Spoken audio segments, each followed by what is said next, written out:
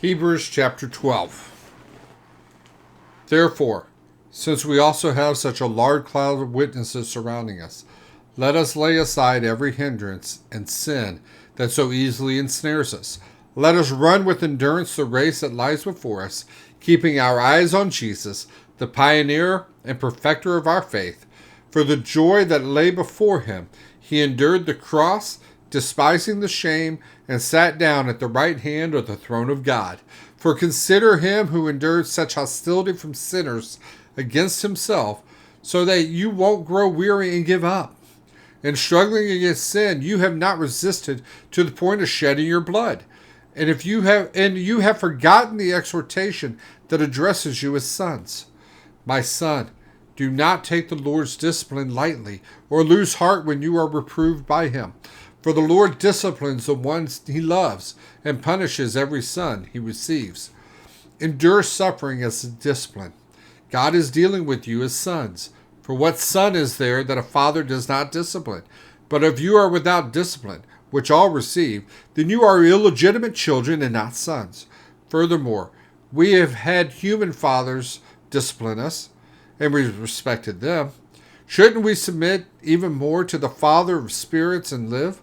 For they disciplined us for a short time based on what seemed good to them. But he does it for our benefit, so that we can share his holiness. No discipline seems enjoyable at the time, but painful. Later on, however, it yields the peaceful fruit of righteousness to those who have been trained by it. Therefore, strengthen your tired hands and weakened knees, and make straight paths for your feet, so that what is lame may not be disclosed, but healed instead. Pursue peace with everyone and holiness. Without it, no one will see the Lord.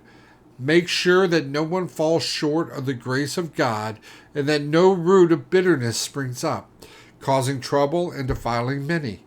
And make sure that there isn't any immoral or irreverent person like Esau, who sold his birthright in exchange for a single meal. For you know that later, when he wanted to inherit the blessing, he was rejected, even though he sought it with tears, because he didn't find any opportunity for repentance. For you have not come to what can be touched, to a blazing fire, to darkness, to gloom and storm, to the blast of a trumpet and the sound of words. Those who heard it begged that not another word be spoken to them, for they could not bear what was commanded. If even an animal touches the mountain, it must be stoned. The appearance was so terrifying that Moses said, I am trembling with fear. Instead, you have come to Mount Zion, to the city of the living God, the heavenly Jerusalem, to myriads of angels and festive gathering, to the assembly of the firstborn whose names have been written in heaven, to a judge who is God of all, to the spirit of righteous people made perfect, and to Jesus, the mediator of a new covenant, and to the sprinkled blood which says better things than the blood of Abel.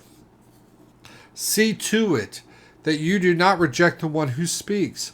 For if they did not escape when they rejected him, who warned them on earth, even less will we if we turn away from him who warns us from heaven. His voice shook the earth at the time, but now he has promised, yet once more I will shake not only the earth, but also the heavens.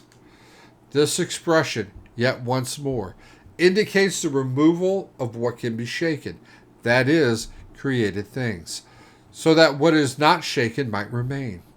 Therefore, since we are receiving a kingdom that cannot be shaken, let us be thankful. By it we may serve God acceptably with reverence and awe, for our God is a consuming fire.